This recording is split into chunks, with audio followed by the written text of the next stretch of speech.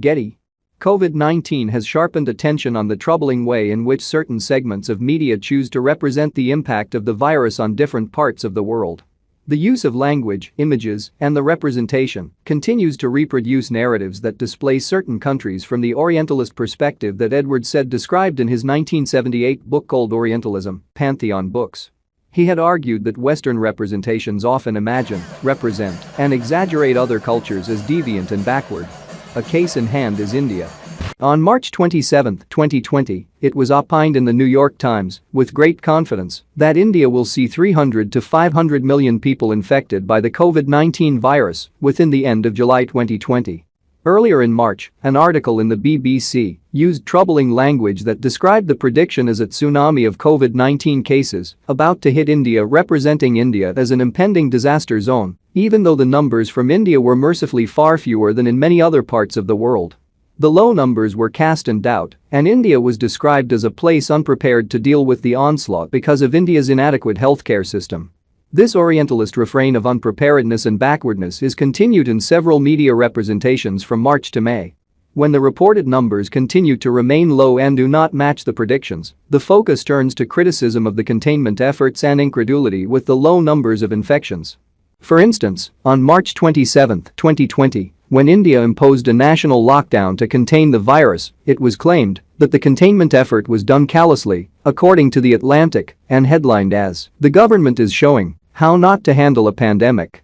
However, the numbers reported a month later through the Johns Hopkins Coronavirus Resource Center still did not show the projected avalanche, and the media narrative transformed again to remain within the normative framework, and the situation in India was recast as a mystery on April 28, 2020, by the BBC, and the possibility that something might be working well in India is written off as a bafflement.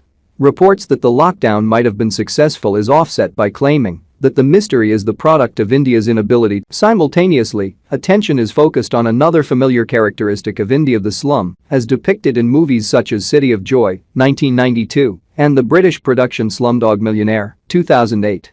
On the same day that BBC is baffled by the low numbers, Reuters reminds the world of the infamous slums of Mumbai Dharavi, where residents are stretching out meals and relying on donations as a result of the lockdown.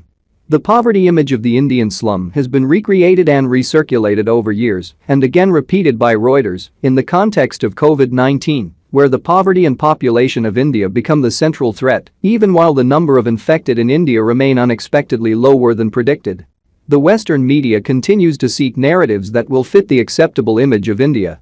Therefore, the quest for acceptable imagery is seen again when the lockdown in India was eased on May 6, 2020, and the focus turned to another trusted narrative of India, the dense population of India, and the fact that the infections showing no signs of abating despite a strict weeks-long lockdown in the world's second most populous country, according to U.S. News and World Report.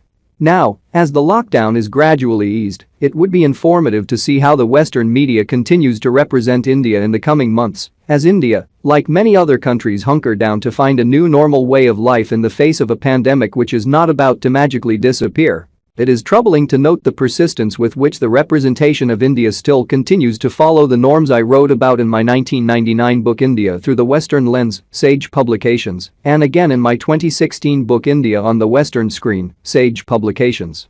The reporting about COVID-19 demonstrates the age-old tendency to claw back the narrative of India to the normal that the Western audience has expected to see of India, ignoring that there may be something that India is doing right to combat the virus. As in many other things, the virus calls for the creation of a new normal.